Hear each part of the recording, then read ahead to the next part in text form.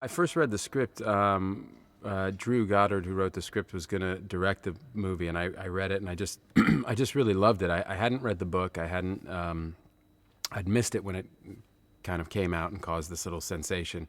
But I just thought the script was such a great kind of original story, and there aren't a lot of original stories getting made nowadays into film. So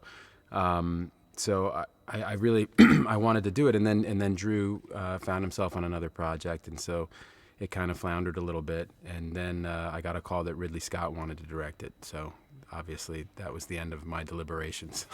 I just said yes. Well, I play a guy named Mark Watney. He's an astronaut. He's a botanist, actually.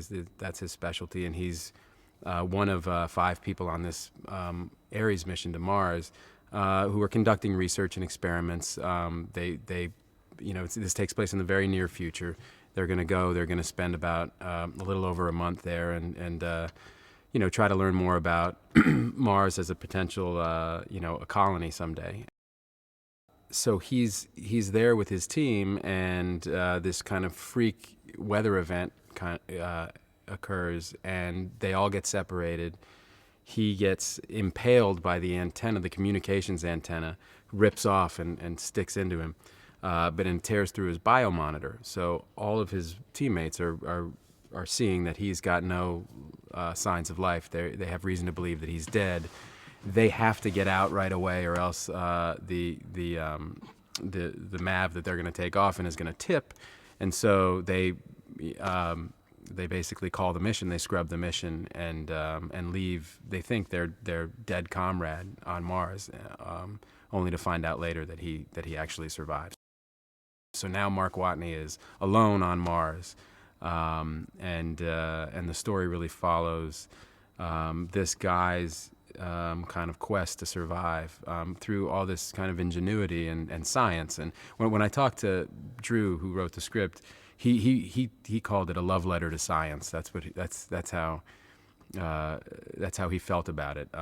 It's Andy Weir, who wrote the book, really did a lot of research on would it actually be possible for a human being to survive on Mars, and he claims that every single thing is completely scientifically backed up. So that's what we're going with. As he takes inventory of and takes stock of his situation, he realizes a few things.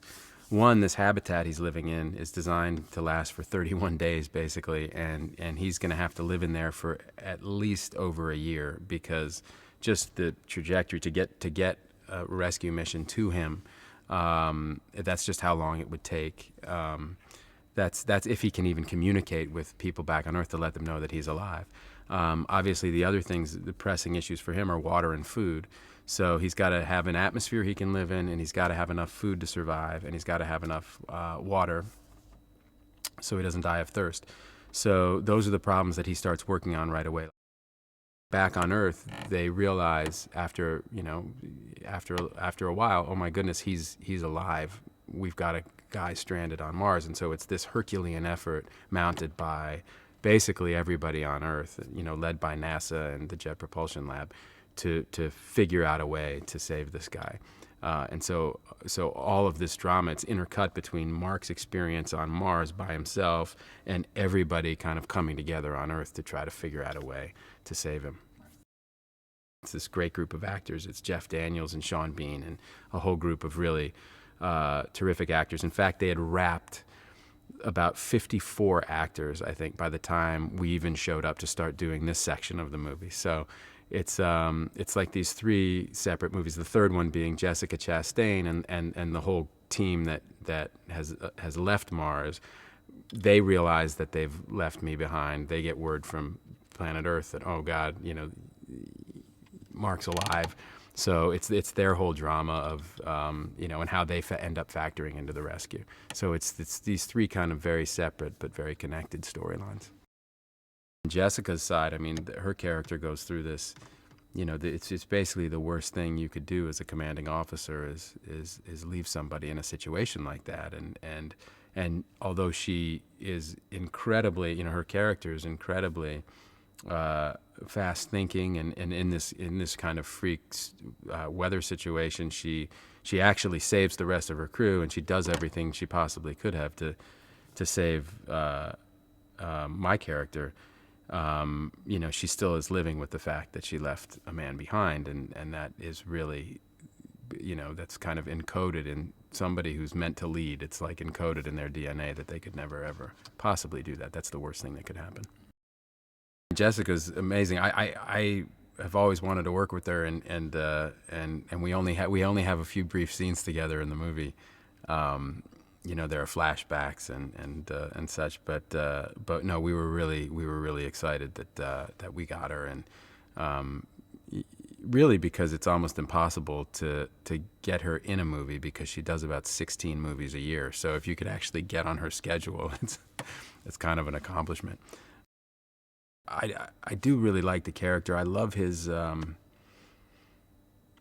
ingenuity, and I love the idea that the movie celebrates, as Drew said, he said it's a love letter to science, but I do love that it celebrates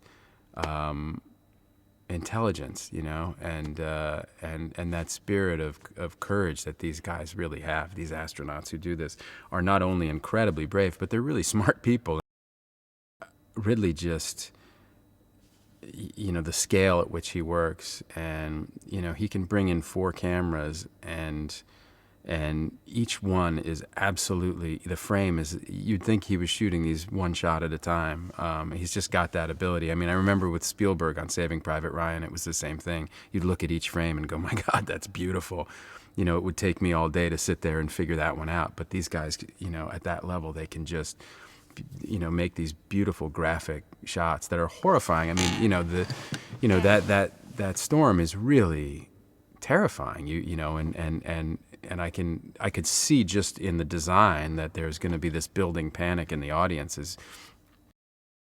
Janty turned up at my house a few months before we shot with all of these designs, and I have to say the suit is exactly as she designed it, and I loved it when she showed it to me in drawings, and I love the way it came out.